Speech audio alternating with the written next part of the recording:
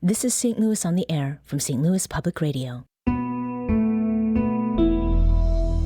I'm Elaine Cha. On March 30th, 2017, the St. Louis Six became icons. They were a group of cattle, and that morning, they were destined to become beef. Instead, they escaped a slaughterhouse in North St. Louis, running free, evading capture, showing off their sheer will to live. It took hours and no less than 18 police officers to capture the St. Louis Six that day and return them to the slaughterhouse. But they did not become meat. Instead of death, they were eventually saved, purchased in fact by animal activists, taken out of the slaughterhouse, and allowed to retire in a sanctuary built just for them.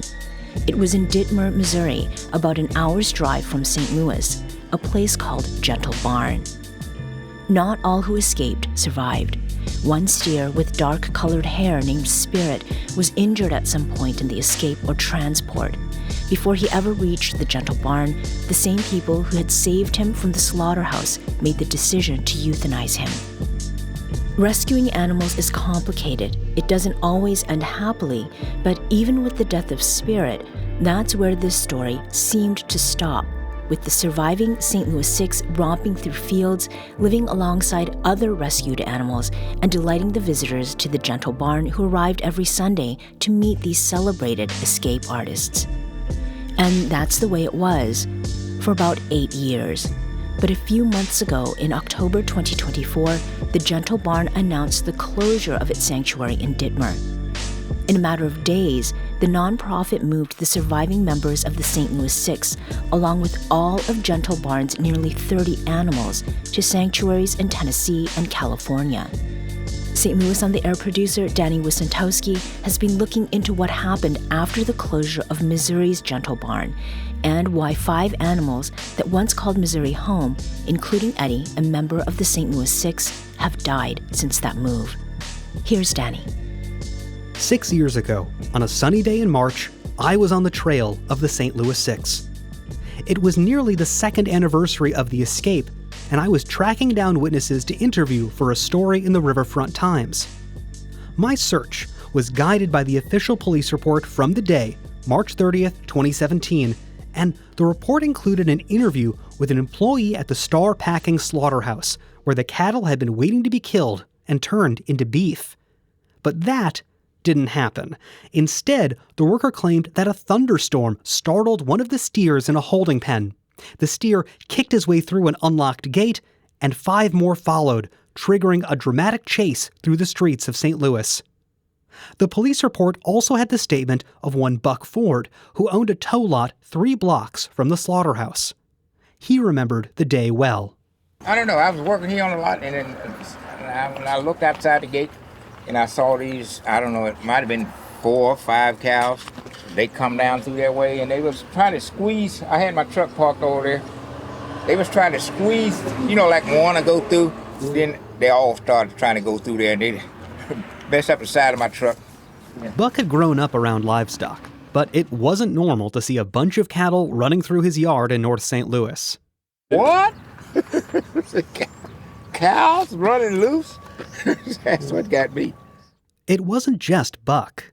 It felt like the entire city came together that day to stop and watch this great escape. I was riveted to my computer screen, flipping between Twitter and the helicopter live feed on Fox 2. Workers are wrangling cattle in North St. Louis after a slaughterhouse escape. Fox in St. Louis tweeting in the last hour that a total of 6 cows were on the loose. It ultimately took a combination of slaughterhouse workers, cops, and a SWAT team to capture the runaway steers.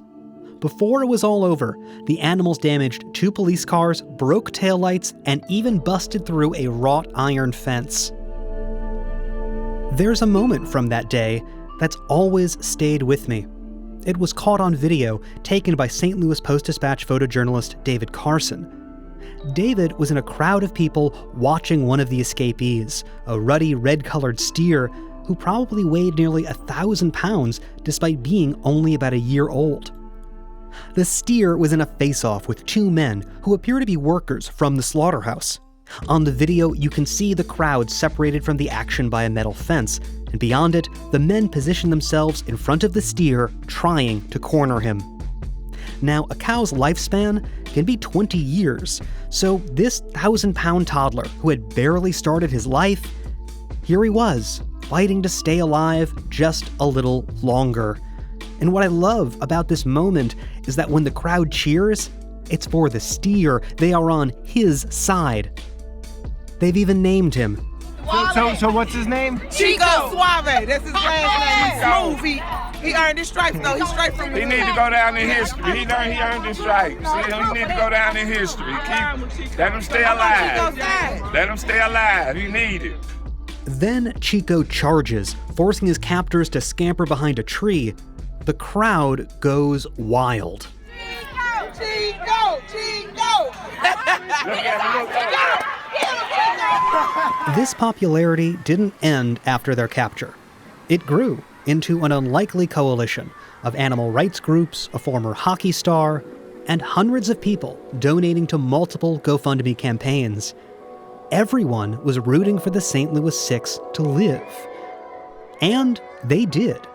It took a series of tense negotiations with the owner of the slaughterhouse, but just 4 days after the escape, a nonprofit California-based sanctuary called the Gentle Barn agreed to take charge of the St. Louis Six, paying the slaughterhouse $12,500 for their lives.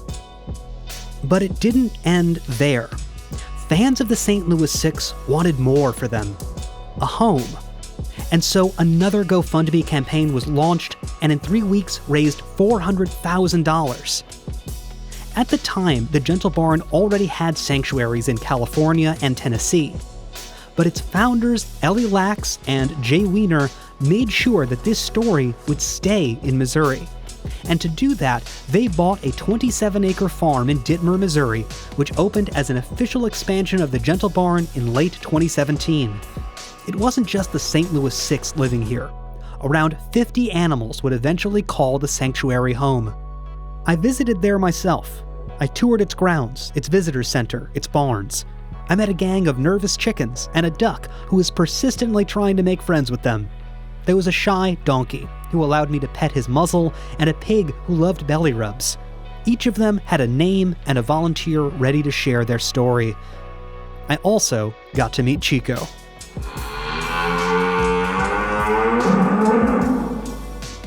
In the years after its founding, the Gentle Barn, Missouri lived up to the hopes of its supporters. It became a home not just to the St. Louis Six, but to pigs, chickens, goats, donkeys, and horses, animals who, in their own ways, had escaped death. Some had fallen out of transport trucks, been rescued from abuse, or simply abandoned by owners who no longer wanted to take care of them.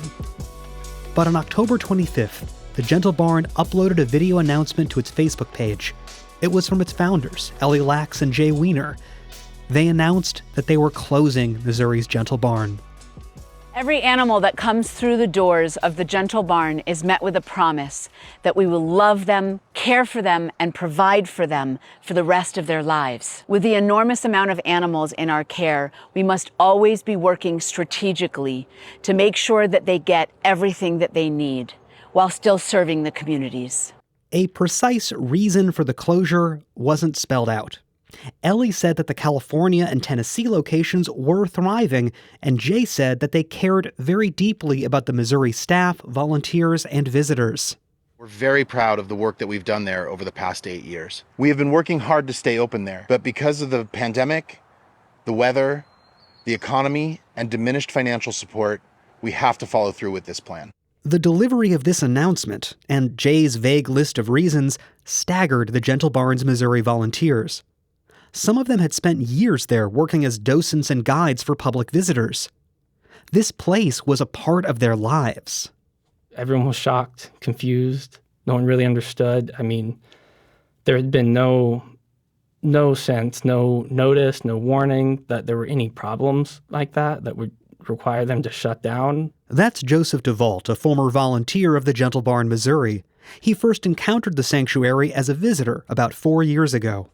I mean, I could go on for hours about each animal. They all came from just traumatic situations, all of them.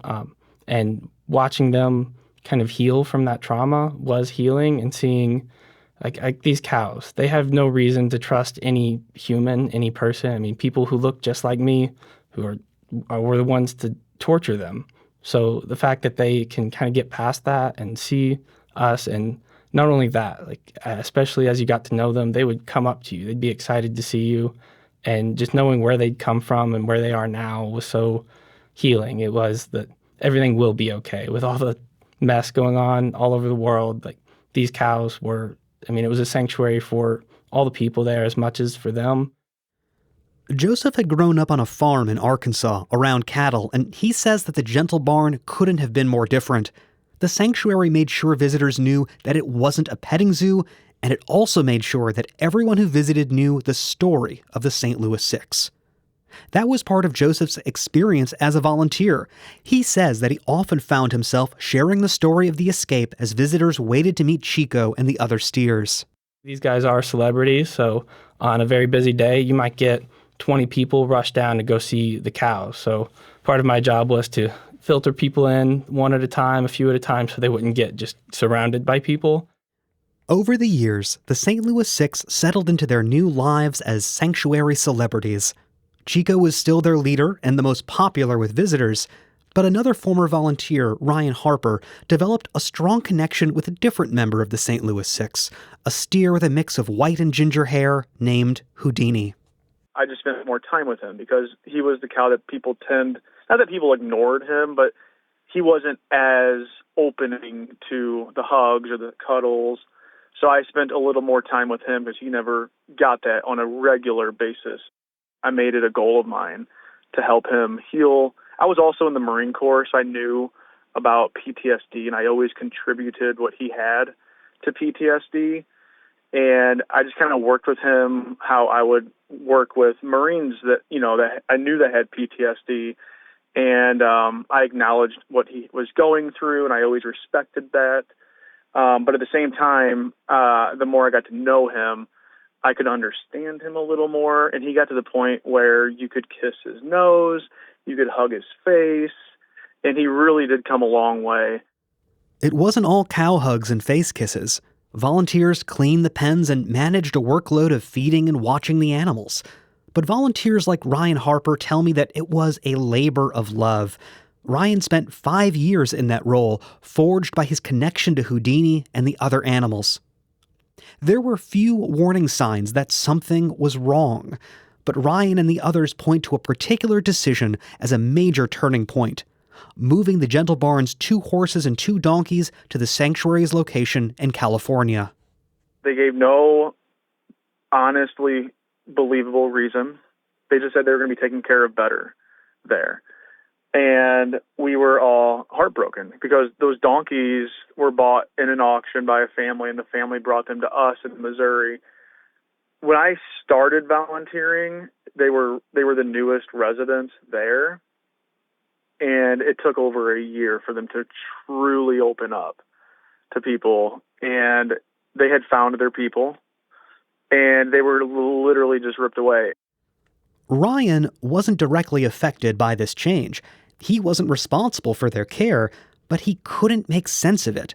Like him and Houdini, these were volunteers who had spent a lot of time earning the trust of these donkeys and horses, and now they were being told to just visit them in California? Just buy a plane ticket, get an Airbnb, not a big deal. Not even like I'll send you a picture update. I'll send you videos. Just come to California. I thought that was weird, but in my head, I was like, but at least they're not taking Houdini. At least not yet. Because while the volunteers and staff focused on the animals, most were still totally unaware that their time with them was coming to a close.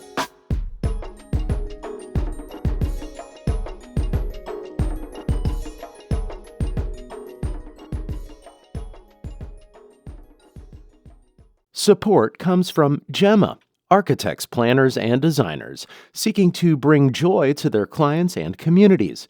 Details at gemastl.com. I've spent the last 2 months talking to more than a dozen people connected to the Gentle Barn, Missouri, former volunteers and staff who experienced those final weeks when the tension was impossible to ignore. I wanted to try and understand what had happened here and why the story of a sanctuary inspired by the St. Louis Six could change so drastically and so quickly. Some had been involved in the animal rights movement long before ever becoming part of the Gentle Barn's mission, but everyone I spoke with conveyed that the Gentle Barn had, in some way, become a personal sanctuary for them. According to them, the Gentle Barn didn't appear to be a place on the brink of collapse in October 2024. It had been a challenging time for the sanctuary. It had had to operate short-staffed for a time after an unlucky run of illness and injury. That put pressure on the staff, but Craig Forster, a tour guide, says that it was nothing that seemed to endanger the sanctuary's existence. Like others I spoke to, Craig says that everything changed just 1 week before the sanctuary's surprise closure, with the decision to move its 2 horses and 2 donkeys to California. Everybody there, all the staff and all the volunteers were doing everything they could to give the best possible life to these animals. They were very well cared for and very, very loved. So it was very wrenching for us to be told that some of these animals were going to be taken away. The order had come from the Gentle Barn's California-based founders, Ellie Laks and Jay Weiner. According to Craig Forster and accounts from people with knowledge of the situation, that decision triggered serious pushback. The location manager pushed back very hard, said this was absolutely the wrong thing to do, both for the location and for the animals, and for all the people involved as well. Now, Craig's phone line isn't the clearest, but he goes on to tell me that the objections from the location's manager, Christine Sechrist, eventually led her to resign. This was the second major resignation following Liz Wiley, the sanctuary's animal treatment specialist. Both Liz and Christine declined to comment for this story, but they did tell me that they had signed non-disclosure agreements with the Gentle Barn. In any case, their departures signaled to the remaining volunteers that something was happening behind the scenes. On October 25th, a truck arrived to pick up the horses and donkeys. Later that same day, Ellie and Jay publicly announced the closing of Missouri's Gentle Barn, and just days after that, 26 animals made the 350-mile journey to the sanctuary's location in Christiana, Tennessee, about an hour's drive from Nashville. In the 4 months since, I've learned that 5 of the sanctuary's former Missouri residents have died, all in Tennessee. That includes Eddie, one of the St. Louis Six. Eddie had escaped slaughter, police, SWAT teams, only to die many miles from the city and people he helped inspire. Craig Forster knew Eddie well. Everyone who worked with him and volunteered with him just viewed him as such a calming, joyful presence, because he was he would come up to ask for attention. He was one that would just amble into the middle of a group of people and ask for someone to give him butt scratches, or he'd just be calmly sitting there chewing the cud, and he'd just let you curl up against him, just when someone needs that moment of peace away from the rest of the world. And he was a real gentleman. He was gentle with everybody. It's true that there were other deaths of rescued farm animals at Missouri's Gentle Barn. That's not unusual over a period of 8 years, and especially involving animals who had been bred and raised for food production, who were never meant to get older and larger. Eddie weighed about 2,000 pounds before his death after an injury at the Tennessee sanctuary, and in a January 21st Facebook post, the Gentle Barn said he injured his spine while innocently playing with his brothers, and it added that a veterinarian had, quote, helped Eddie out of his body. Rescued animals in sanctuaries, they've been through a lot, and, sometimes they pass. Obviously they do. It's the nature of that work. It's the nature of caring for those animals. It's a hard truth of animal rescue, but it hasn't made processing Eddie's death any easier for the people who once cared for him and the other animals in Missouri. That's hit the volunteers and the former staff. They're very, very hard, because we don't believe it would have happened if those animals were still here. We believe that we were looking after them in the best possible way that we could. Eddie's death is just the most recent one that's hit the former residents of the Missouri sanctuary. The deaths started only days after the animals were moved to Tennessee, first with a pig named Penny. Then it was Nigel, the rooster, and a chicken named Opal. And then a turkey named Hope. Although cut off physically from the animals, word of these deaths spread quickly among the informal networks of the Gentle Barn's former volunteers and staff members. Because we haven't actually been with those animals for months now, it just makes it harder because on some level you feel responsibility because you feel like we should have been there to look after them, but we had that opportunity taken away from us. Only the news of Eddie's death was ever posted publicly on Facebook. The former volunteers who had given so much to Missouri Sanctuary tell me that they were given no notice. They resorted to combing through the in memoriam section on the Gentle Barn's website. Some had spent years with the Gentle Barn. They told me that the lack of communication from the sanctuary's founders was hurtful, but not entirely surprising. That tension came to the surface on the sanctuary's final public Sunday on October 27th, which saw a huge response to the imminent closing. The parking lot was full, the lines backed up, as more than 100 visitors said goodbye to the animals, something that the volunteers also wanted to do. Jay Weiner, Gentle Barn's co-founder, was there that day as well. According to multiple people who witnessed the interaction, after the visitors had finally gone home, Jay attempted to address the volunteers. One person present, volunteer Brandy Cross, was hoping Jay would finally explain what was happening and why. But she says that didn't happen. We wanted to know. We wanted to know answers to our questions about why this was closing so abruptly and why wasn't there transparency. And Jay said that it was an employment issue and it was confidential and he couldn't tell us. And he repeated that several times. But there was a lot of tears, there was a lot of anger. The anger is still there, but there's also fear. Most of the people I spoke with who were once connected to the Gentle Barn, Missouri, said they could not comment on the record, fearing they would be banned from visiting the animals they still care about in Tennessee and California.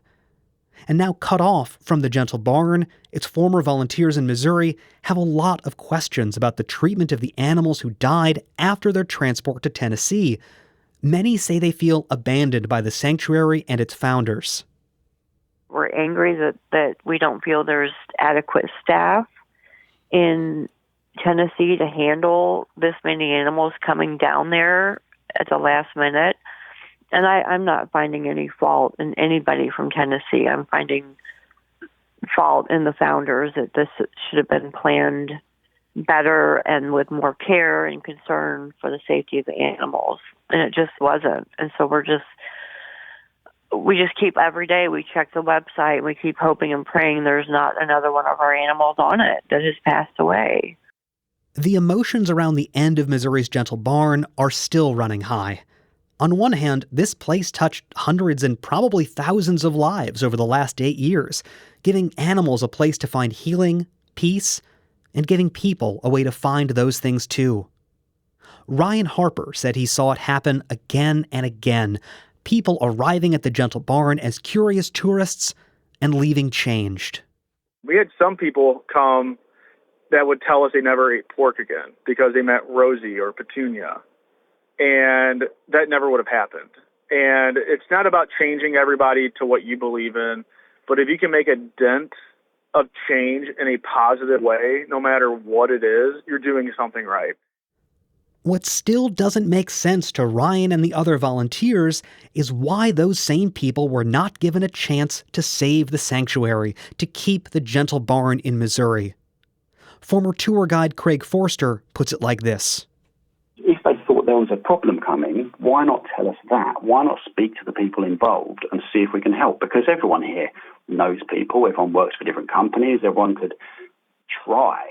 The people of St. Louis raised money to rescue those animals in the first place. Why not give those people the chance to see if they can save that location too? But it was just batted away. Over these past months of reporting, everyone I spoke to had their own unique story for what connected them with the Gentle Barn. But everyone talked about the St. Louis Six, about their individual personalities, how watching them escape survive, and heal showed them that those things were possible.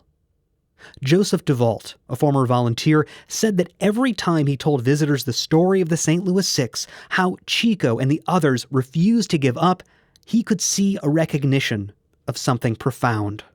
You can see how even a little cow that shouldn't be there, that no one should even know about it, he broke out and changed the world in such a big way for so many different animals, for the community, all started by Chico.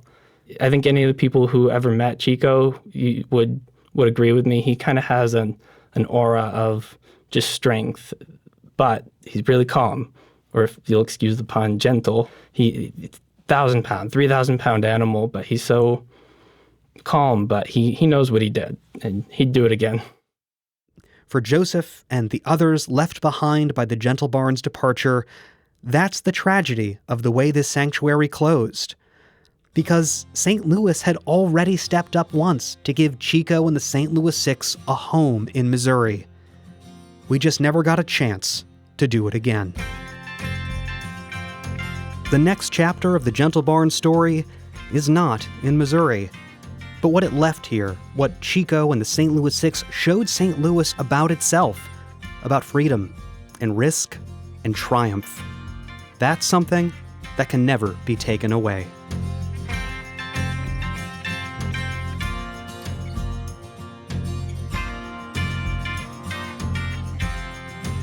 That was Danny Wicentowski. This is St. Louis on the Air on St. Louis Public Radio.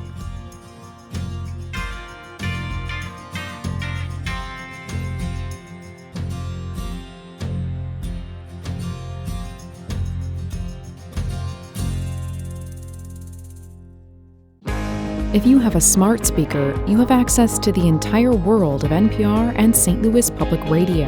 All the latest news and all the captivating stories. Activate our voices with yours by telling your smart speaker to play St. Louis Public Radio. Welcome back. I'm Elaine Cha.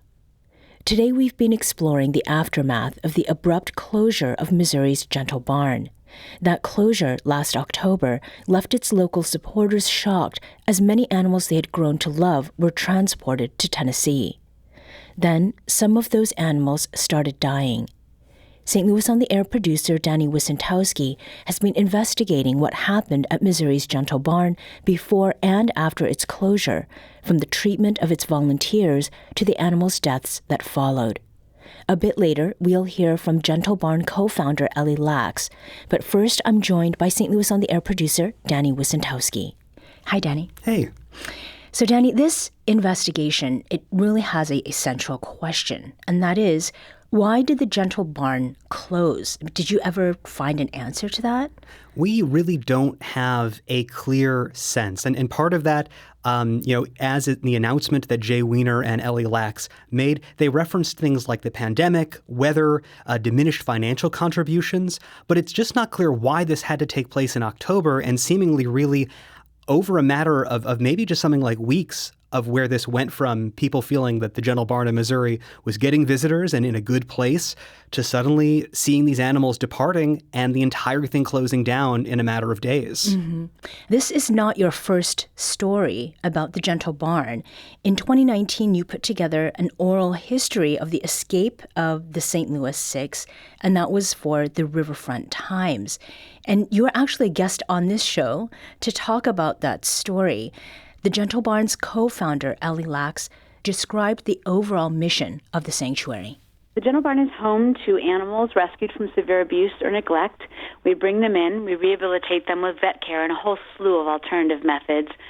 Once healed, if we can find a home of their own, great, in a timely manner. If not, we give them sanctuary with us for the rest of their lives.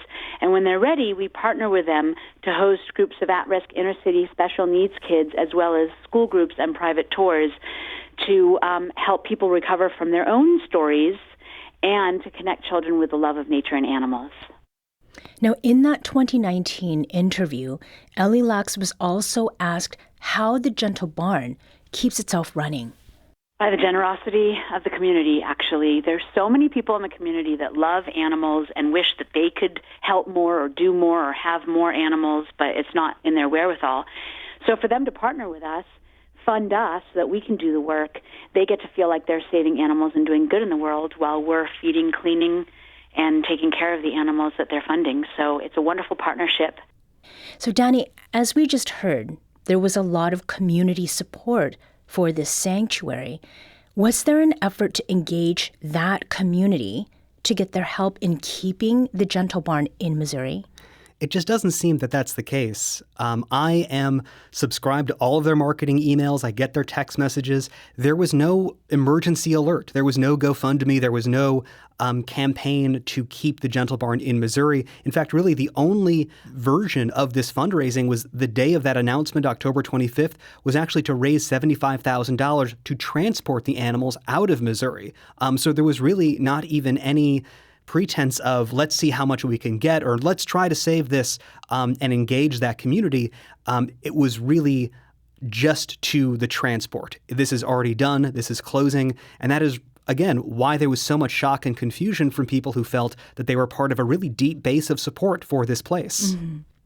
Now, through your reporting, Danny, you were able to confirm that 5 animals have died at the Gentle Barn's Tennessee location, and all had been transported there from Missouri in October. What is it that we know about the circumstances of those deaths? So I want to be clear, we don't know exactly how some of these animals died. We have the descriptions that the Gentle Barn has provided on their website, their in memoriam section. But again, these were not publicly announced as, in terms of the deaths of these Missouri animals. It was only Eddie, the member of the St. Louis Six, who sort of had a special announcement and a recognition of where he had come from. But these deaths really occurred quite quickly. There was a pig named Penny. There were a couple of chickens that died. There was a turkey, and the descriptions don't really tell us a whole lot. Opal, the chicken, was described as being part of a group that was dying off of old age, and she was the last to pass. Nigel, the rooster, was described as passing away suddenly for reasons we still don't understand, which again just raises questions of why these circumstances aren't really spelled out. And again, why the volunteers in Missouri who knew these animals, they didn't get any notice, and they had to rely on their own sort of rumor mill and combing through this website just to understand who was alive and who was dead. Mm-hmm. And speaking of volunteers, one of the people you spoke with was Donna McCall. Donna spent years as a volunteer at the Gentle Barn, Missouri, and her role there was as a docent for Penny the pig, whom you just mentioned. Penny was the first of the Missouri animals to die in Tennessee. Now, Donna met Penny about 6 years ago, and at that time, Penny was just a few months old. She had fallen out of a transport truck and rescued and brought to the Gentle Barn. Of the 4 pigs, Penny was our easygoing pig. I mean, she was not the typical pig. It's normal for most of the pigs to have moments where they just have had enough and they're going to get up and have a fit. They're going to maybe bite another pig just because they're mad at them. And Penny, I described her like a bit of a hippie because she was more about sunshine and daydreams and wanted to get along with others. She was like that from the beginning. So she represented not only a very pleasant and easy pig to have to teach people with because she was so patient and let me do it, but she also represented one who was rescued out of a horrible situation to be at such a young age that she managed to live a life where she was given love by all the visitors. She had me and other volunteers who adored her, and we respected her. That was Donna McCall, a former volunteer with Missouri's Gentle Barn, reflecting on the life of Penny the pig. Penny died days after being moved from Missouri to Tennessee in October. Danny, what questions remain about the deaths of these animals? Really, a lot of the basics. And part of it, the volunteers, of course, in Missouri are wondering, would these animals still be alive if they had stayed in Missouri? This was a long journey. I've heard different accounts of how this journey put pressure and physical pressure on these animals? Could something have happened? Could that stress have inflamed kind of their own medical conditions? These are animals, again, that have health problems because they were genetically bred and designed in ways to have very large bodies. Are their organs okay? And these things just do happen. The Tennessee Gentle Barn had also around the same number of animals, so they doubled their population in a way. I've heard only good things about that staff in Tennessee from those in Missouri.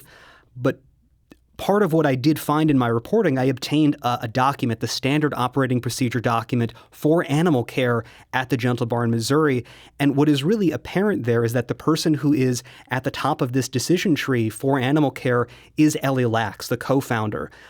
There was an animal care specialist at the Missouri Gentle Barn. In my reporting, I found out that she had resigned in the couple weeks before the closure. But this document references Ellie Laks many, many times. It says, if animals are losing weight, you need to tell her. If there's a change in a diet, it's Ellie Laks who makes that decision. They have other animal care specialists. There are those who are vet techs, and she is not a veterinarian. She is not a physician. She is the one making these decisions, and that also is the case when it comes to euthanasia. The section on euthanasia references Ellie Laks's claim that she is able to communicate with animals, and that is unusual to see in this kind of document, but it is unambiguous in its directive. It does say that we utilize veterinary care, getting second opinions, when animals are in this place, but it says we use acupuncture, massage therapy, chiropractic care, nutritional supplements, holding energy healing, and animal communication. And that piece is elaborated when an animal reaches this point of euthanasia. It says to call Ellie so she can communicate with the animals. So communication with the animals, even though she is not physically with them? That is also one of the pieces. Ellie Laks and Jay Weiner are based in California. They spent most of their time not in the Missouri Gentle Barn, and she does not have to be there for this procedure. It is actually something similar to her side business where she actually offers animal communication. She claims to be able to talk with your animal through a video call and is also able to communicate with an animal that is dead or an animal that is missing. This is not an evaluation of an animal's condition. She claims to have a very sincere and specific ability to determine what an animal wants, down to conveying its thoughts in sentences in English. Mm-hmm. We're spending today's show looking at the surprise closure of Missouri's Gentle Barn this past October. The sanctuary's creation was inspired by 6 steers who escaped a slaughterhouse in St. Louis in 2017. And I'm speaking with St. Louis on the Air producer Danny Wicentowski, who's been investigating the causes of the Gentle Barn's closure and the deaths of 5 animals that once called Missouri home. I'd like to introduce another voice to this conversation. Adam Brewer is an animal activist in St. Louis and helped raise the money that went to pay for the lives of the St. Louis 6. Adam, welcome to St. Louis on the Air. Hey, thank you for having me. So, Adam, you were part of this story from the very beginning, saving the lives of these 6 steers in 2017. Now, 8 years out, were you expecting the Gentle Barn to end things the way that it did? Yeah, unfortunately, I would say that this was kind of the expected outcome. Things were just sort of self-sabotaged from the beginning as far as where they set up the location, just the lack of close proximity to the city, making volunteers drive as far as they did, things like that. It just didn't seem like it would be sustainable. So actually, I was surprised that it even lasted as long as it did. Mm-hmm. Danny? So when it comes down to money, that is a big part of this question of why the Gentle Barn closed. We should remember that the St. Louis community raised over $400,000 in 2017 to make the Gentle Barn exist. And in my research, I looked at the tax forms filed by the Gentle Barn for 2023. They reported about $3 million in contributions, with another $1.7 million for their visitor program and merchandise. That's additional revenue. This is not a small operation. Jay and Ellie are each paid about $150,000 a year in salary. And then at the closure of the Gentle Barn, they sold the property there in Dittmer. That farm sold for about $600,000. That's about $200,000 more than what they purchased it for in 2017. So ultimately, what we're talking about is what happened with the animals. Adam, when you first heard about the deaths of these animals, what was your reaction? What was going through your mind? Yeah, it was disheartening to hear. And I think what's important for people to realize listening is, yes, tens of millions and hundreds of millions of these animals are killed every year in the food system. But for these specific animals, they were at no risk of that. They were living their lives normally. And to the volunteers and people that had sacrificed years and hours of their life bonding with these specific animals, it was like losing a family member. It was like losing a pet. So it was a double-edged sword to feel, heartbroken not only for the animals that have since passed, but for the volunteers that had, their friends and family, pets, however they view it, stripped away from them. So, Adam, the closure of Gentle Barn, this is now a done thing. There is no more Gentle Barn in Missouri. But for you and maybe some of the other volunteers who got close to these animals, what is it that you would like to see in the future? Yeah, I think locally as a community, the people did a great job rallying around this place, and there was a lot of things that could have been done differently. It was viewed as more of a petting zoo than a sanctuary per se, but everybody held on to the hope that this property at some point could be transformed into an actual sanctuary. And now that it's been sold, the animals have left town, you have a lot of people that have a desire to see something come of this. They have the desire to have a place for animals to go, an actual safe sanctuary ran by people with a like-minded mission of, supporting the movement that they're involved with, and that being animal rights.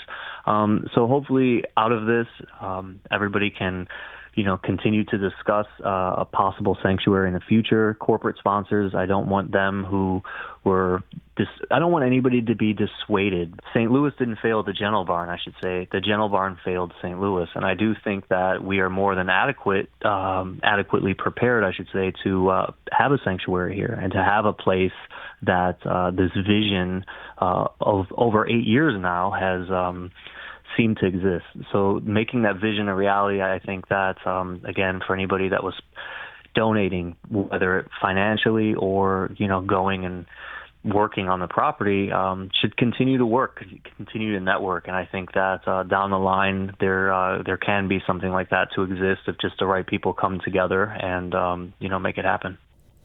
I've been talking with St. Louis on the Air producer Danny Wicentowski and with Adam Brewer, an animal rights activist in St. Louis who was part of the effort that saved the lives of the St. Louis Six in 2017. Adam, thanks so much for spending some time with us. Hey, thanks for inviting me on. I appreciate it.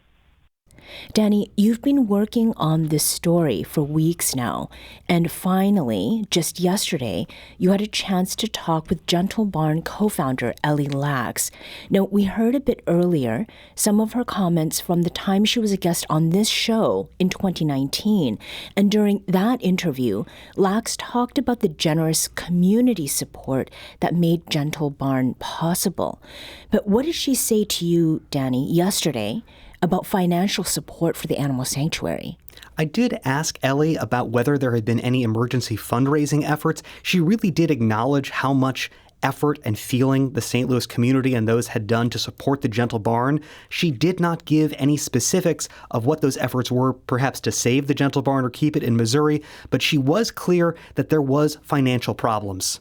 We had struggled with the financial capabilities of the organization for a while, trying to hold on to it, trying to resuscitate it, trying to bring in more revenue, more donations.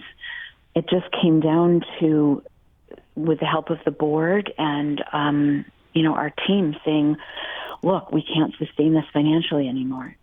And we didn't want to hold on to 3 locations and have the entire organization go under. Letting go of one of the locations, as painful as it may be, gave the organization an ability to be stronger and be able to care for our 200 animals.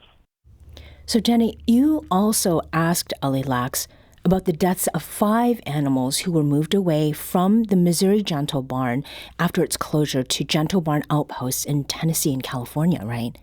Yeah, and Ellie did, again, acknowledge of how much emotion was around these animals and that there were people who cared about them and are grieving for them. She did, though, maintain that the deaths of farm animals in sanctuaries like this, it is tragic, but it is expected. We know with every single animal that we bring into the Gentle Barn, we are looking at a lifetime of trying everything we possibly can to allow that animal to have the most comfort and the most wonderful life they possibly can. And it's sometimes easy and it's sometimes very, very difficult. And sometimes we do have losses that are unpreventable, but nonetheless very sad. So, Danny, you also asked Ellie Laks about her professed ability to communicate with animals. How does she respond to that?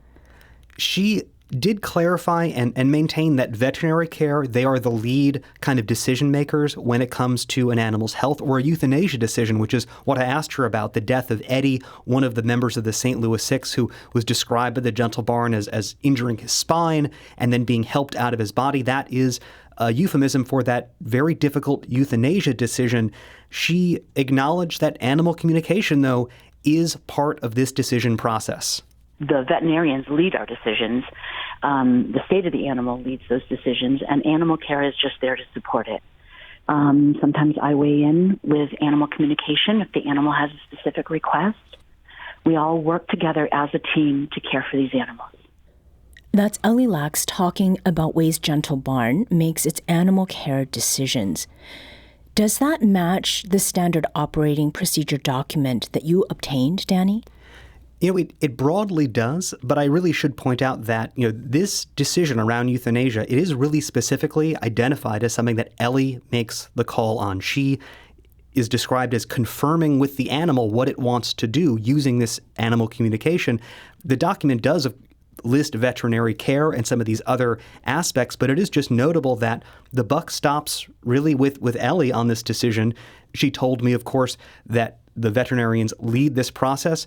I have heard, though, concerns from former volunteers and staff about the direct kind of input that Ellie has on these decisions, and again, involving often Ellie evaluating these animals remotely through a video or a camera, and that is her animal communication through that avenue. That is very different, I think, than what most folks think about veterinary care.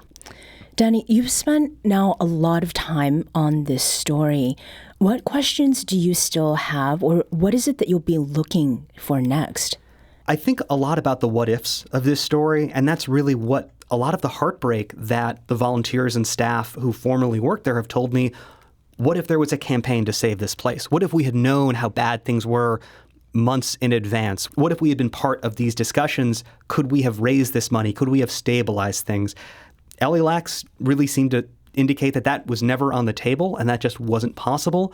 But a lot of the things that I do think about, especially as I and others are wondering, will there be more animal deaths in Tennessee? Will things settle down in terms of how those animals are doing? I think a lot of folks are still thinking about how special this place was. I got to visit there and be around these animals. It is very unique. It is something that doesn't really exist in many parts of the country. And this was a place that had so much feeling and emotion from St. Louis and its supporters and the St. Louis Six that I think people are still wrestling over what this loss means and what they had while it existed. Danny Wicentowski is a producer for St. Louis on the Air. Thanks for being here and talking with us. Great to be here as always.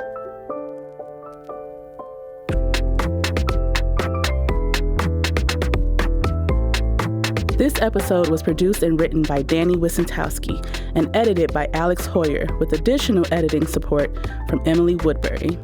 Greg Montanou did much of the audio editing and mixing with engineering support from Aaron Dorr. Podcast design by Greg and Aaron. Music in this episode included tracks licensed by St. Louis Public Radio and songs from Drake Stafford and Mike Schrand. St. Louis on the Air is a production of St. Louis Public Radio. Understanding starts here. Do you find yourself regularly listening to episodes of St. Louis on the Air? Suggest us to a friend you think might enjoy our conversations, and leave us a review and rating on Apple Podcasts on the App Store. It's the simplest way to help people discover our show. Thank you. St. Louis Public Radio is a member-supported service of the University of Missouri St. Louis.